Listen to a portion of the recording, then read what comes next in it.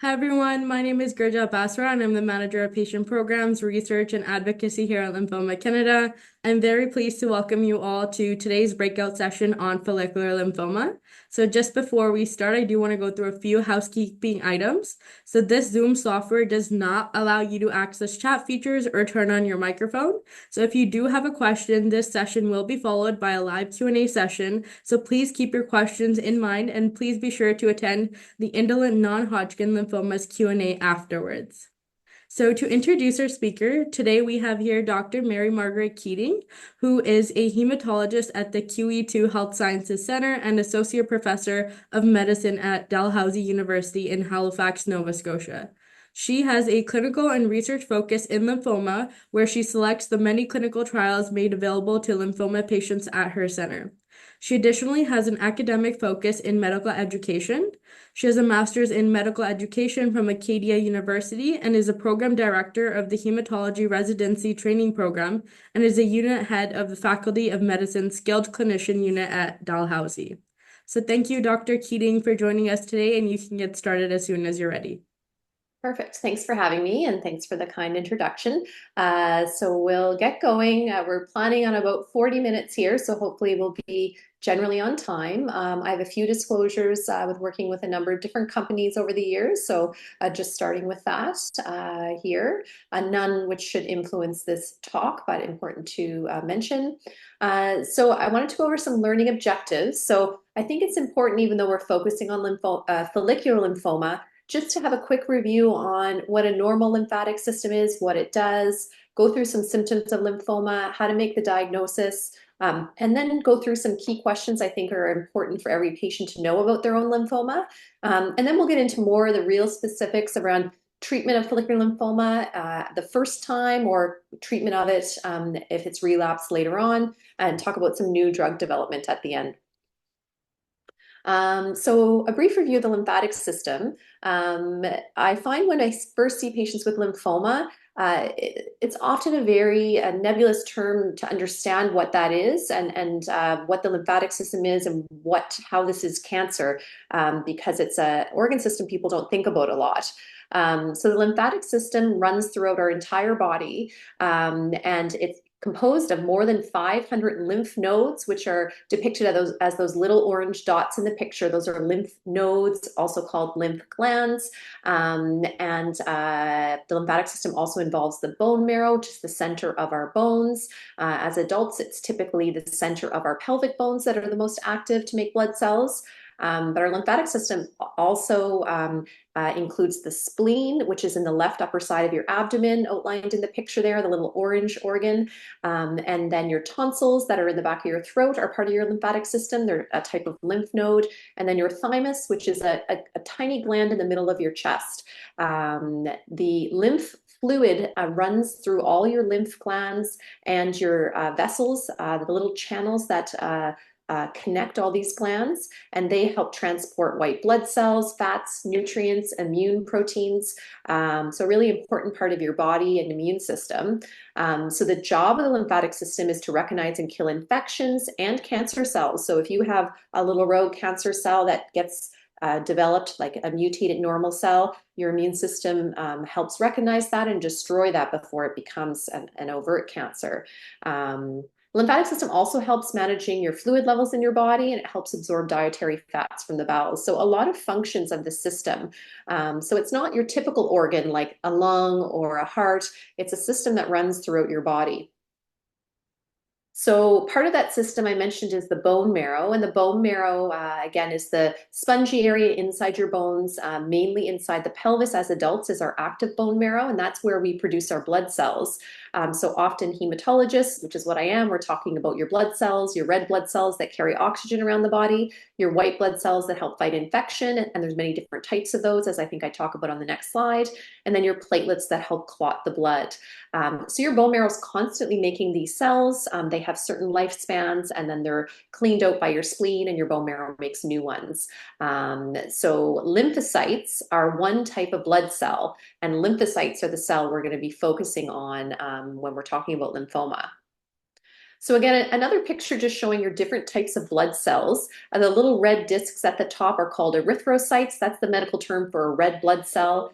In the middle of your red blood cell is your hemoglobin, and so that is what carries the oxygen around your body and gives you energy. And then the little tiny cells in the middle there are your platelets, and they're the ones that help clot your blood. They're quite tiny compared to your other blood cells. And then all those other big blue cells and pink cells are different types of white blood cells. And the yellow arrows pointing to your lymphocyte cell, although there's different types of lymphocytes, they're the either B or T cell that are helpful in immunity, and they're the cell affected when we're talking about lymphoma. So to get into that in a little bit more detail, I want to just have a couple of slides talking about what is lymphoma, talk a little bit about what we know about why it occurs, although there's still some mystery there. So back to this picture again. So lymphoma is a cancer of the lymphatic system. So lymphomas can look very different in different people because the lymphatic system is so vast and wide and involving different organs, lymph nodes, spleen, bone marrow, tonsils, etc. But it's a cancer of this system. But the cancer cell is a lymphocyte, and the lymphocyte is this type of white blood cell, and that's the dark purple cell there. The ones around there are the red blood cells. So the lymphocyte is the cancer cell of lymphoma. And often lymphoma starts in a lymph gland or the spleen or the bone marrow. Although these white blood cells can circulate throughout your blood, they can circulate, they can develop in your other organs. So we do see lymphomas that develop in the stomach or in the skin or in the liver. So lymphoma can be quite a tricky type of cancer because it can form many different places of the body.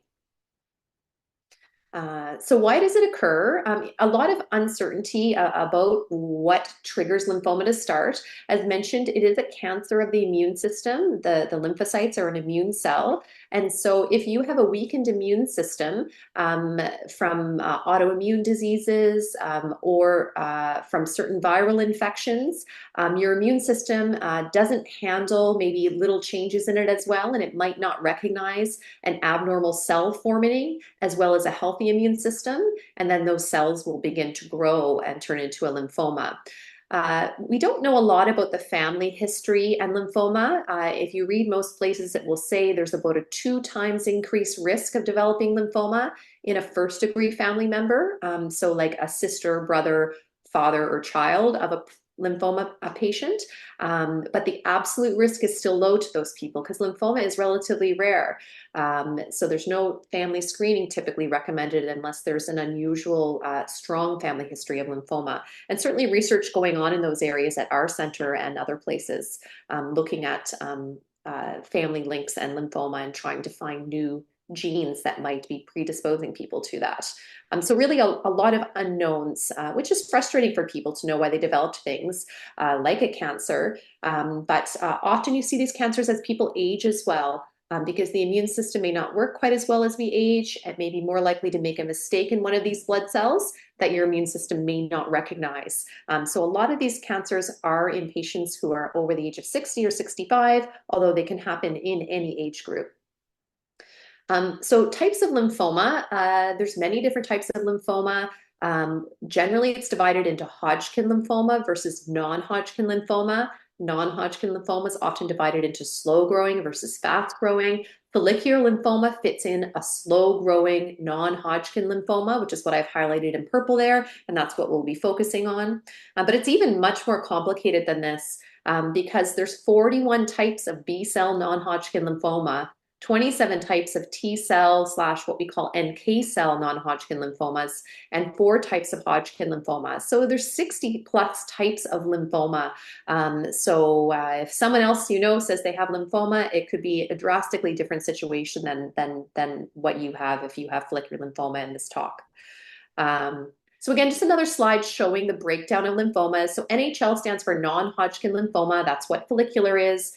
So that is the more common type of lymphoma. Hodgkin lymphoma is more rare at about 17% of all lymphoma cases, non-Hodgkin 83% of all lymphoma cases.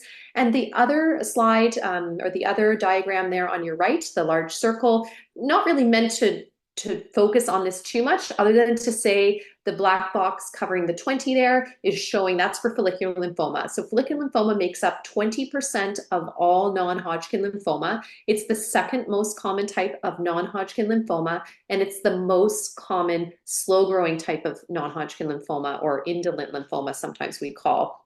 The most common type of lymphoma is diffuse large B-cell lymphoma, which is that 37% category you see there. And follicular lymphoma, which is slow growing, and diffuse large B-cell lymphoma, which is fast growing, are interrelated quite a bit, which we get into a little bit later, but definitely separate diseases. So I've mentioned follicular lymphoma a few times, and we'll get into treatment details later, but just some basics about that. So as mentioned, it's the most common indolent, which also means slow-growing lymphoma. In Canada, there's about 38.3 cases per million per year.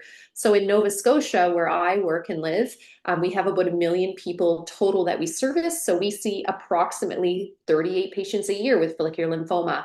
And if your province, you could do the math for how many million people are in your province. The mean age, so that would be about the average age of follicular lymphoma is 60. So half the people are older than 60 and half the people are younger than 60 that have follicular lymphoma. And 2/3 poor at diagnosis. And I find this is the trickiest part to talk about patients with, because of course, if you know you have a new cancer, you want to know, well, what's the stage and what's the prognosis? And if you tell somebody they have stage 3 or 4 cancer, that's a very scary thing. But it is quite different in these indolent lymphomas in general than if you had stage 3 or 4 breast cancer or stage 3 or 4 lung cancer.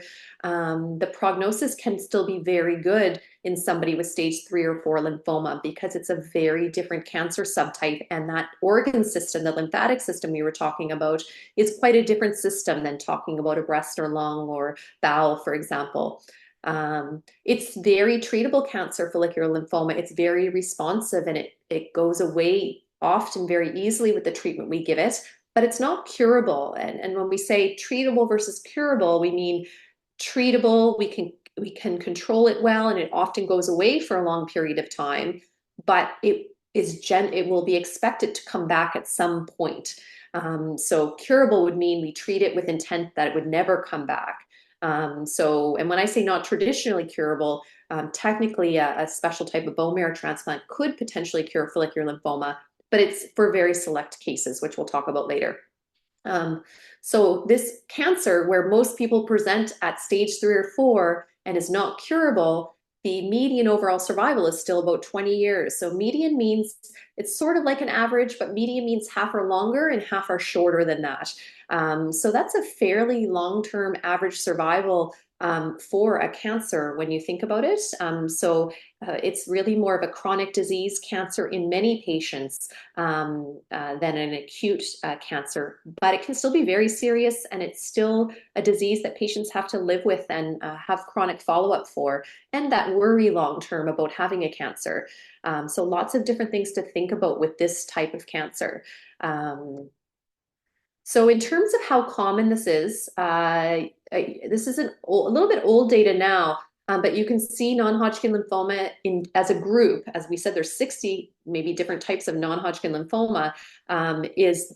Those all together are about the 6th most common type of cancer in Canada. And that 8,354 back in 2017, whereas the other blood cancers like leukemia, multiple myeloma, and Hodgkin lymphoma are more rare. So non-Hodgkin lymphoma is the most common category of blood cancer. So now that we have a little bit of background, I want to go over some symptoms of lymphoma. The most common symptom of lymphoma is painless enlargement of lymph glands, most commonly in the head or neck, but certainly can happen anywhere in the armpits, in the groins, in the belly, in the chest. We saw that picture, how the lymphatic system goes all through the body, so any of those lymph glands could be involved. But the most common reason for people to present to their doctor is they have a lymph gland that's enlarged, and they're asking questions about that. Other symptoms that can occur, the first category here is not super common with follicular lymphoma, but sometimes people can develop what we call B symptoms. B symptoms are fevers, like actual measurable fevers above 38, weight loss, and drenching night sweats that we think could be attributable to the lymphoma. We see that more with fast-growing lymphomas, less common with slow-growing lymphomas. You could have low blood counts if your bone marrow is involved, so blood work is important. Blood work is also important to look at your liver and kidney function, because sometimes a lymph gland could become enlarged and block a kidney or block a liver duct, and we see abnormalities in those organ function.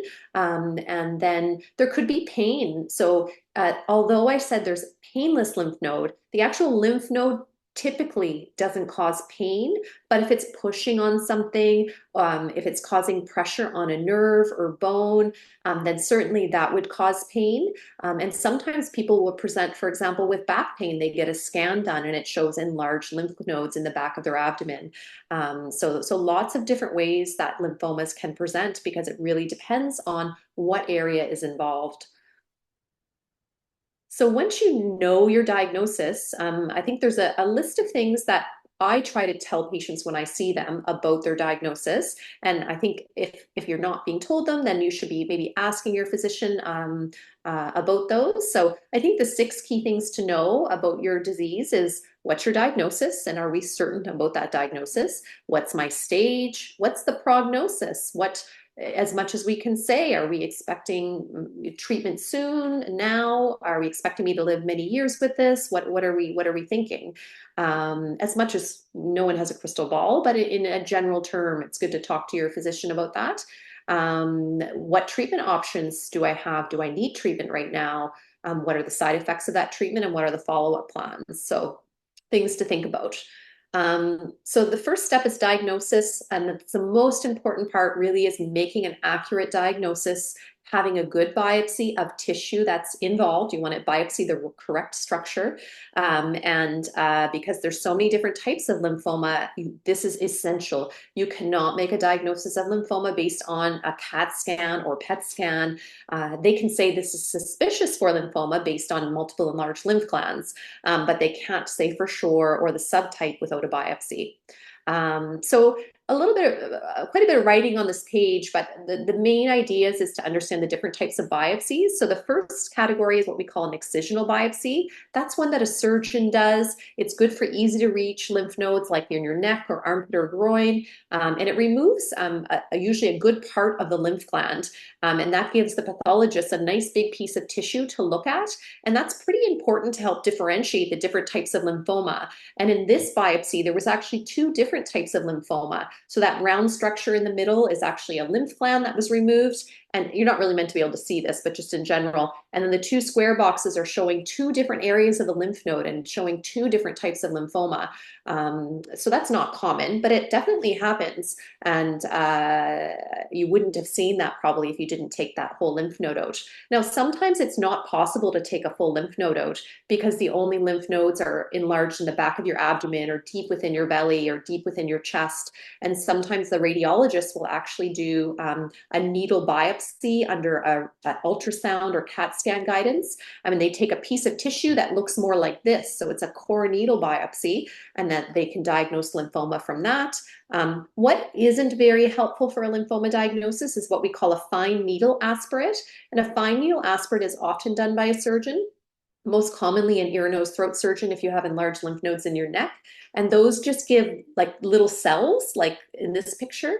And it's really not easy or really appropriate to diagnose or classify lymphoma with this sort of tissue, as it's really not enough. So sometimes they'll start with that because if an enlarged lymph node was, say, what we call a squamous cell carcinoma, which is a different type of cancer, this type of biopsy, the last one, can diagnose that.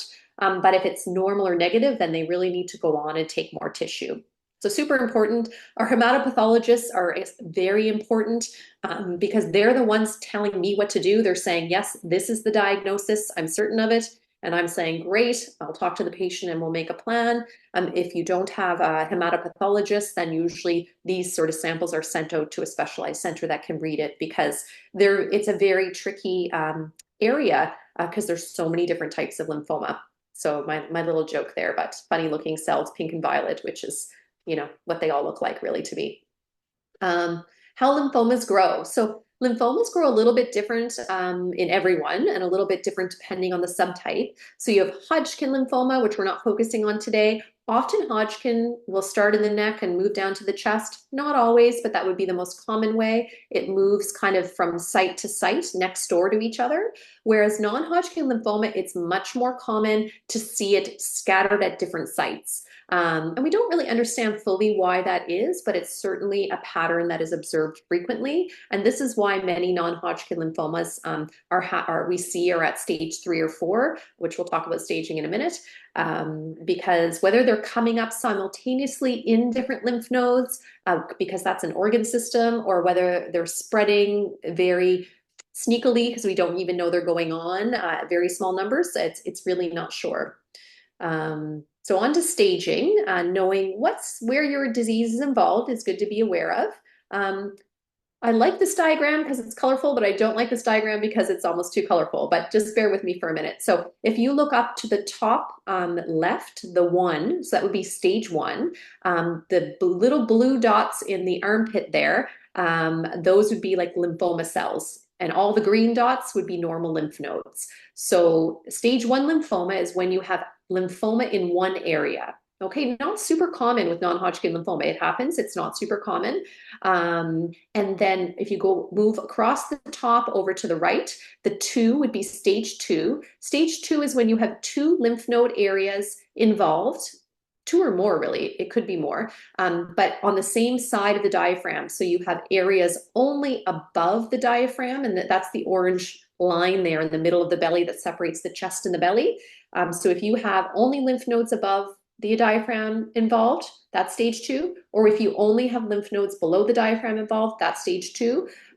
Stage 3, which is down to the bottom left, is when you have involvement above and below the diaphragm, so in the chest and in the belly. The number of sites doesn't matter for any of these, except for stage 1.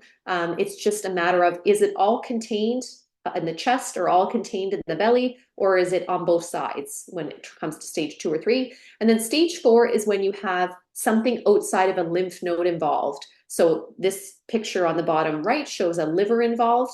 If you have bone marrow involved, that would be stage 4. If you have blood involved, that would be stage 4. If you have lung involved, which wouldn't be as common, that would be stage 4. Spleen involved would still be stage 3 or 2, depending. So it's good to know where your disease is to start, because that's what's followed later on when you're treated. A CAT scan, which is what this picture is depicting, gives us size and shape of things. And I know obviously you probably haven't seen many CAT scans, but if you look to the picture on the left, the 2 red circles at the top are a patient's armpits, and their armpits have usually lymph nodes that you can't even see. They're very teeny tiny. You can see all of those circles there. Those are all enlarged lymph glands. And the arrow in the belly shows a very large lymph node mass below the liver. Again, probably hard to see the exact outline here, but this is all the lymph node. And then after the treatment, the green circles at the top, you can see those lymph nodes are gone. And the green circle below the liver, you can see those are gone as well. So a common way to stage lymphoma and follow it, especially with a low grade or slow growing lymphoma, would be CAT scans. Gives us a good view of size and shape of all these lymph nodes. PET scans can be done for any lymphoma. It's not standard everywhere to do PET scans for follicular lymphoma. We don't do them standardly in Halifax for follicular lymphoma, but we are allowed to do them if we feel it would add to our staging. So if I have somebody who looks like they don't have a lot of follicular lymphoma, like based on the CAT scan, but they're having a lot of bone pain or something else, I might do a PET scan to see, is there bone involvement I'm missing? Like, are they symptomatic from bone involvement? And that would maybe be a reason to treat.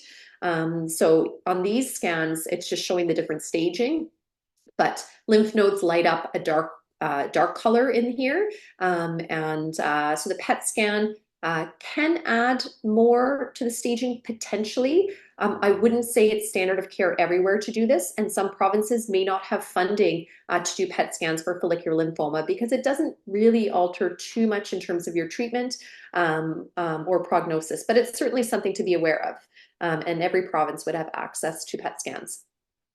So Once you have your diagnosis and know your stage, I mean, the thing everyone wants to know is, well, how is this going to affect my life? And what is my chance of cure? Or how long can I expect to live with this cancer?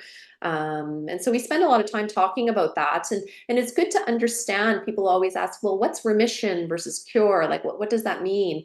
So remission is defined as having no detectable disease on a scan at the end of treatment. So that could be a CAT scan, most commonly with follicular, or it could be a PET scan.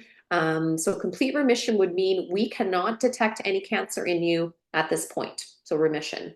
Cure would be like we are saying, yeah, this disease is gone. It's never going to come back, or it's very, very unlikely to come back. And with follicular lymphoma, the cure, unfortunately, is not something that we're able to offer to the majority of patients, because we know even if someone's in remission that their disease could come back 2 or 5 or 10 years later, or even sometimes later than that, depending on the situation.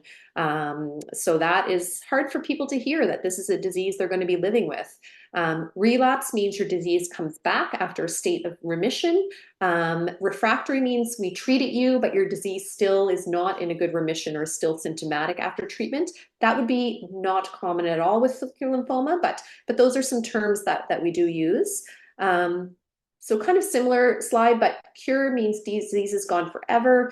Remission, we said there could be complete remission, meaning we can't detect anything. And then there's various types of partial remissions, meaning partial remission means everything's down more than 50% in size, where stable disease is it's reduced, but by less than 50%. And progressive would be that it's worse than pretreatment. Again, that would be fairly rare in follicular lymphoma, but in case you read about these things or have heard this along the way.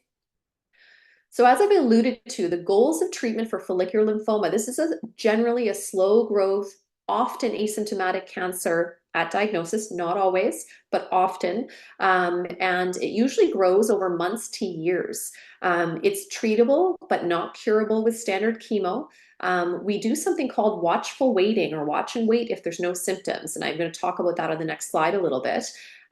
If you're symptomatic, the goal of treatment is to get a long remission without too many side effects of treatment. We don't necessarily even need a complete remission to still do well long term. The lymphoma will come back or relapse at some point, depending on how long you live and your age and what time point we're treating you. And sometimes it can be more difficult to treat when it comes back. Typically, later remissions are a bit shorter. Remission meaning the time that you're not requiring anything to be done for your disease. So maybe your first remission would be 10 years, your second remission would be 5 years or so. But we can't add up exactly because everyone's different, but you get the sense that the remissions often are shorter, although with a lot of changes in treatment options, maybe that will change with time.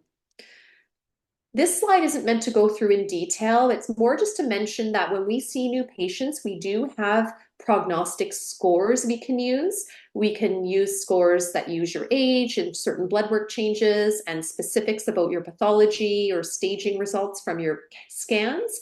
And we can put that into a calculator, and it can give us average survivals for a similar patient population. I don't use these practically very much in practice anymore, because they don't really affect how I'm treating the patient. And these risk scores are based on patient populations from a number of years ago, and treatment's changing. So I'm not even sure how applicable and accurate they are, but certainly we talk about them clinically. And so there's such a change in treatment options. It's challenging to know if these prognosis scoring systems are as accurate. So we can't really keep up with the new changes with them.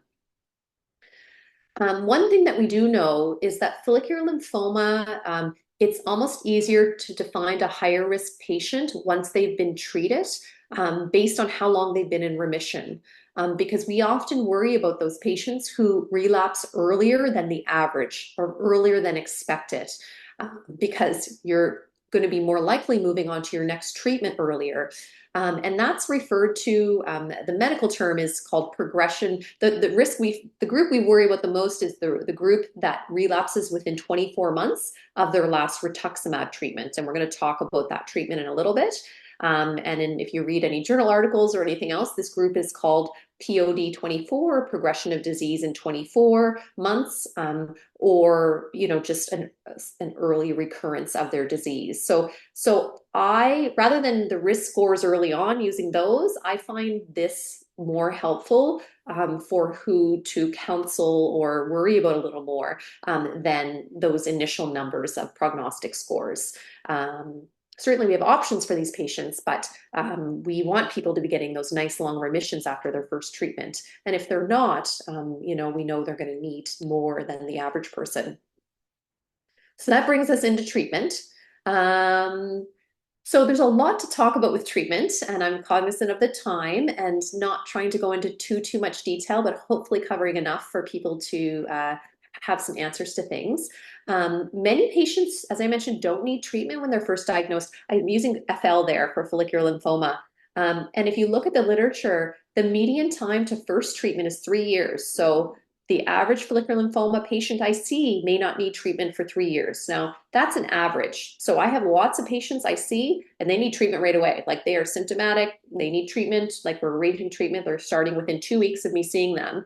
And then I have some patients who don't need treatment for 8 or 9 years. So the 3 is the average. So everyone's different. We have to follow them with time to see how their disease is progressing and changing.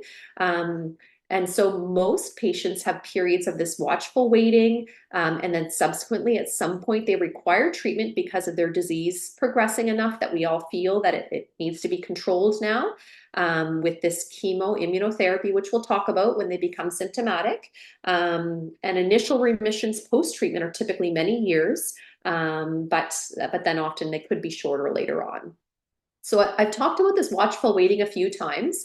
And this is the time when follicular lymphoma is followed but not treated. And this is mostly with patients who have advanced stage disease, like stage 2 to 4, but a low burden of disease. So they're asymptomatic, they have enlarged lymph glands, they're not causing pain, they're not causing function issues in their day-to-day life, not causing organ function issues. They have pretty normal blood work, but we know they have lymphoma and we follow it.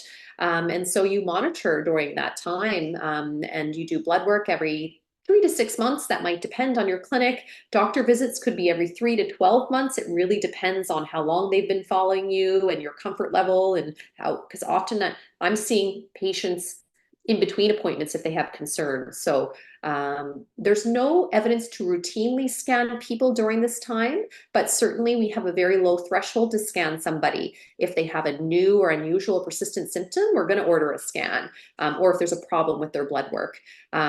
So watchful waiting is a big part of follicular lymphoma. And although I don't show all the data here, there's been a number of studies and trials done showing there's no clinical benefit or survival benefit to patients with follicular lymphoma to treat them at diagnosis. It just gives them potential symptoms of treatment earlier when they could have been fine maybe for a number of years.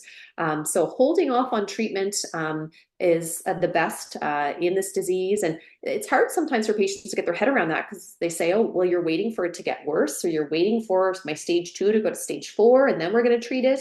But really, it is true, because we know this disease is very responsive to treatment when we do treat it.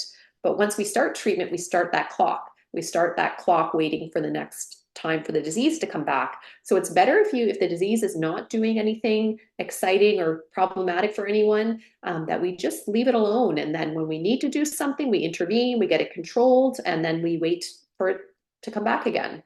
So there's a lot of watching and waiting with follicular lymphoma, which it takes patients time to get used to that and more comfortable with that concept.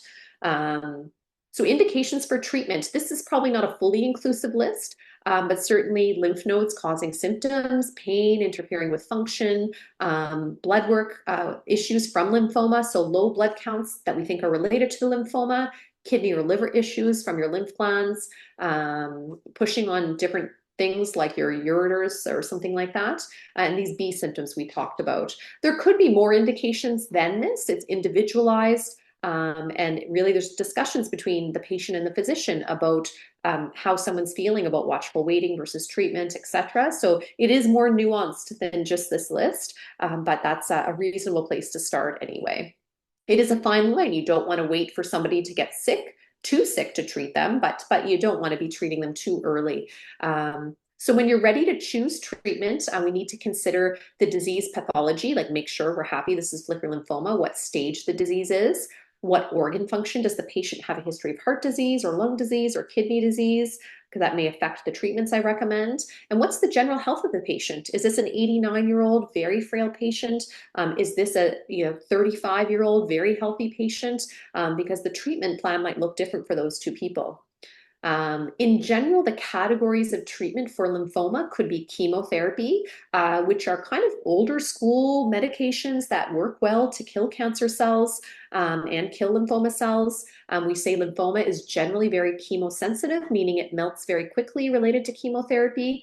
Radiation is also very good to kill lymphoma cells, but works best for early stage disease or rarely advanced stage disease. If there's only maybe one area causing symptoms, sometimes we'll do a quick 2-day radiation treatment to help that one spot and then go back to watchful waiting.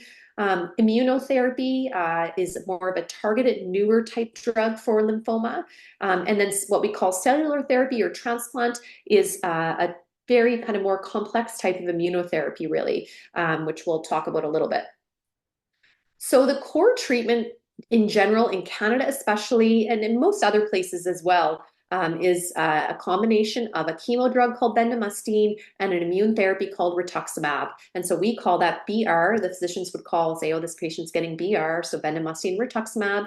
And this would be our typical treatment for a symptomatic or somebody who we think is getting close to developing significant symptoms, follicular lymphoma. Bendamustine is given intravenously on 2 days in a row, and rituximab is given intravenously on the first day only. And so you repeat those 2 days of treatment every 4 weeks for 6 treatments. So that's 6 months of treatment, 2 days a month. And then there's an option to follow up with just the immune therapy, the rituximab only, 1 day every 3 months for 2 years. So that's called maintenance therapy or maintenance rituximab. And I do have here that rituximab is given IV. After cycle 1, if you do really well with rituximab with no what we call infusion reaction, it can move to a very quick subcutaneous injection in the belly. So the rest of the cycles, you can switch to an easy injection in the belly that's quite quick. But I'm not going to get into a lot of those administration details here, but this would be a standard treatment, first-line treatment for follicular lymphoma. So again, I just wanted to list a few side effects, but it's not fully inclusive. Obviously, it needs to be reviewed with your physician. A common thing, there's no hair loss with this treatment protocol, which patients really like. Bowel side effects are possible, generally can be managed with medication. So for example, nausea, vomiting can generally be fairly well tolerated with this regimen, but everyone's a little different. I would say constipation is the most common issue, diarrhea rare. Low blood counts can occur, infection could occur, fatigue can occur, and it'd be pretty rare to develop an organ side effect with this, like with the liver or kidney, etc. So generally the frontline treatment for follicular lymphoma, frontline meaning the first time you've been treated, would be this bendamustine and rituximab, really standard of care in Canada. There is an option to give only the rituximab. That's used more in the States for minimally symptomatic or asymptomatic patients. It's not really had uptake in Canada, but it would be a rare situation where we would use that because the remissions aren't as durable or as long lasting with just the single agent. So my little flow diagram below basically says if you're stage 2 to 4, then you're going to get typically the 6 cycles of bendamustine rituximab. There's going to be a discussion and consideration of whether you should go on to have maintenance rituximab. And then the arrow over to the left shows that 90% of people or more are in a really good remission at the end of that. And with both of those treatments, the upfront 6 months and the 2 years of maintenance, the median time in remission is about 9.5 to 10.5 years based on clinical trials. That doesn't mean you're going to be in remission 10 years. There are early relapsers, but on average, people get nice long remissions with this treatment. If your arrow over to the right, I say 20% of people relapse in the first 2 years after this treatment, and we worry about those patients. 2/3 of the patients that relapse early actually have what we call transformed follicular lymphoma. And that's getting back to when I mentioned follicular lymphoma and diffuse large B-cell lymphoma are quite closely interrelated, the slow and the fast growing. Follicular lymphoma can change into diffuse large B-cell lymphoma. And so we are always rebiopsying people at that point to see, is there any change to their lymphoma? At the bottom of that diagram, I have stage 1 disease, which is not common, but happens with follicular. And so if you have stage 1 follicular lymphoma, we are considering whether to give radiation therapy only, and that could be considered potentially curative, and often very long remissions, if not curative. So again, not to get into too many details of that, but radiation may be offered potentially with curative intent if it's a truly stage 1 disease. Which would be not super common. Right. So that's upfront treatment. Hopefully, if you're, I always say, people say, what type of lymphoma do you want? I say, I would want a well-behaving one. If you have a well-behaving follicular lymphoma, you can do quite well long-term, but you still want to know what your backup options are. So I think my time is running a little short, so we'll get through what do we do when you relapse. We are always considering, as your hematologist, has your follicular lymphoma changed into something else? There's about a 3% risk per year for every follicular lymphoma patient that your disease can change into a fast-growing lymphoma. And so anytime you relapse, we are considering how sick are they getting? How quickly is this changing? Should I biopsy a lymph node, double check that this is not changed? So we often do biopsy before the next treatment, as long as it's safe to do so. We're thinking about how long were you in remission from your first line treatment, because that makes a difference as what we choose. We think about prior lines of therapy. What were you given the first time? And how fit are you? How old are you? Where are you in your lifespan right now? So that we help choose. I already kind of spoke about this progression of disease in 24 and that early relapser patient and the risk that a lot of those patients, and this Canadian study found that 76% of patients with an early relapse were actually transformed into a faster growing lymphoma. I think that was a BC study. I forgot to put the reference in, but maybe I can add that later. So I made up this diagram, so I think it's fairly accurate, but some of the early stuff, I wanted to kind of give a sense for how treatment with follicular lymphoma has changed over time. So it was first recognized in the early 1900s and really treated sporadically with radiation and with some random chemotherapies and seemed to have some response, but then would relapse later. It was always noted. In the 1990s, chlorambucil, which is an older chemo we rarely use now, or interferon or an anthracycline type stronger chemo were used. And then after 2000 was really what we call the rituximab era. So rituximab was the first immunotherapy for follicular lymphoma in the purple box there. And so you can see the initial two boxes were it was like 50 years and then 10 years. And then the third box is 10 years, like 2000 to 2010s. We have rituximab and we have our current standard, which we've been using since 2010, 2012, is bendamustine and rituximab for frontline treatment. But the last box here in green, you can see all the new agents and drugs that are coming out since 2019, so the last 5 years. So quite a change over time, and we'll talk about these. Not all of these are accessible in Canada at present, but certainly promising to be coming up. So relapsed follicular lymphoma, our treatment options are listed here. Chemo and rituximab, so combining either the same or different chemo that you had the first time. Chemo and obinutuzumab, which is another type of immune therapy, can be an option. And these are chosen if you've had a reasonable remission or especially the first one to your first treatment. And then we're always considering clinical trials. So these are usually available options in every province. You can get a chemo with rituximab again. You can get a chemo with obinutuzumab if you've relapsed early. That's used for the 2-year people. And clinical trials may be available. These drugs in brackets are kind of some newer agents that you might have available on a clinical trial, but that depends on what's available. If you're really fit, at some point you might be thinking, I should have written this out, but it's auto stem cell transplant is that first box. That's a special type of transplant, or allo stem cell transplant is usually done later on if you're young and fit. These are options. And then at the bottom, these aren't universally funded in Canada, these options at the bottom. But if you have private insurance, or currently there's an access program where you can get the drug zanubrutinib for relapsed lymphoma from the company while they're waiting funding decisions. So there's different ways to access some of the drugs we don't necessarily have funded. I'm not going to spend a lot of time on this again because I know I'm running short of time, but just some details on the options for retreatment. So if you get B plus R again, the relapses are the remissions are shorter. So an average remission for getting B plus R the second time is about 2 years. where we saw it was quite a bit longer the first time. And if you get bendamustine plus obinutuzumab, this other immune therapy, plus a maintenance of that, you can see again about 2 years. But this is for patients who had early relapses. So again, your physician will be aware of these options and if it's the right option for you. Again, more clinical trial type data. Lenalidomide, which is also called Revlimid, and rituximab is an option for second line. That's what 2L is, second line options for follicular lymphoma.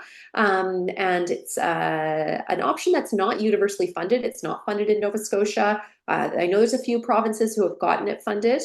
We've had it available on clinical trials, or sometimes we can get special access to it. But for patients with follicular lymphoma or marginal zone lymphoma, who've only had one prior treatment, most of them did, they had 1 year of treatment with this, and the remission, if they had one drug, was 14 months versus 2 drugs, 39 months. So that was favoring that this combination of rituximab and lenalidomide was definitely better than rituximab alone. And that was seen in the high-risk populations, meaning those people who relapsed earlier. So this is a pretty nice, reasonably tolerable regimen to use if you can get access to it. But it's not universally funded. It may be funded in your province. Auto stem cell transplant is a pretty high dose chemotherapy, only used for a younger-ish fit patient who has disease that's responding to some chemo. So this may be chosen second or third line treatment. If you don't have access to newer agents or clinical trials, this can potentially give you a longer average remission, not a cure still though, but it's quite high dose, potentially toxic therapy. So again, not getting into details about that. Allogeneic stem cell transplant is a very kind of risky sort of treatment that could cure follicular lymphoma, but it has a lot of really toxic and potentially life-threatening side effects. That's where you get an infusion of someone else's immune system to kill any residual cancer cells. But there's a risk that that new immune system can cause graft versus host, which is when the new immune system attacks your other organs. So that could be the donor for this sort of transplant could be a sibling. There's a 25% chance each sibling that you have may be a match or a matched unrelated donor.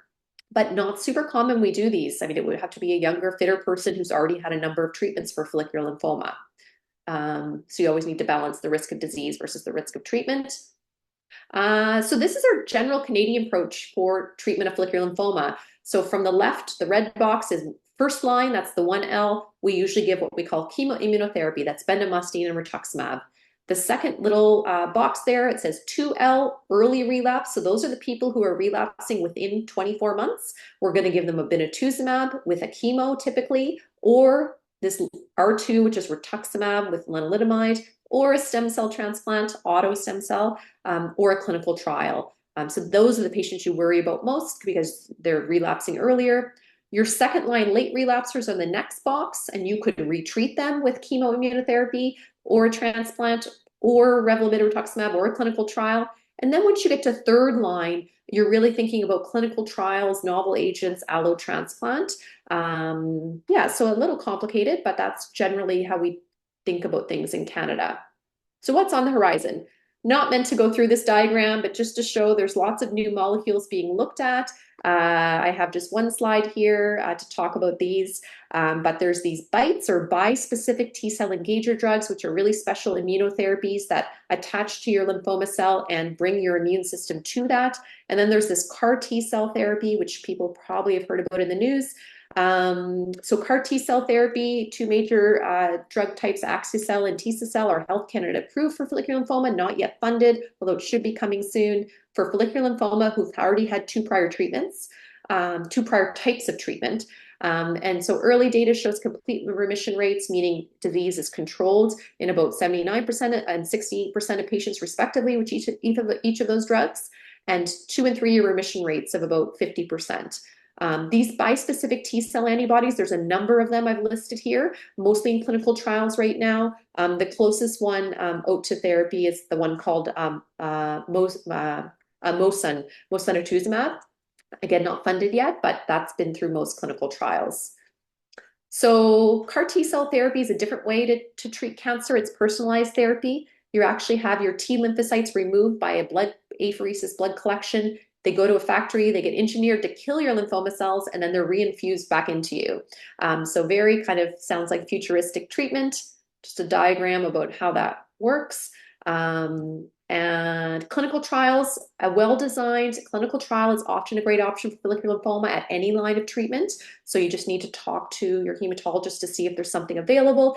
Really, timing needs to be right. Sometimes we have trials and not patients. Sometimes we have patients and not trials. So it does depend. So future follicular lymphoma would be, I think, really to improve on our ability to differentiate patients who would have more aggressive disease course and try and optimize their therapy. Focus on difficult to treat populations like elderly or patients who have resistant disease, and definitely continuing to support research and development for better diagnostics, prognostication, and treatments. So certainly if there's any questions, you can attend the indolent non-Hodgkin lymphoma Q&A. Sorry if I went over slightly there, but I'll let our host comment there at the end. Thank you, Dr. Keating, for that informative presentation. For the audience, like it was already mentioned, to have your questions addressed, please be sure to attend the indolent non-Hodgkin's lymphoma Q&A, which will begin in a few minutes. So thank you and see you there.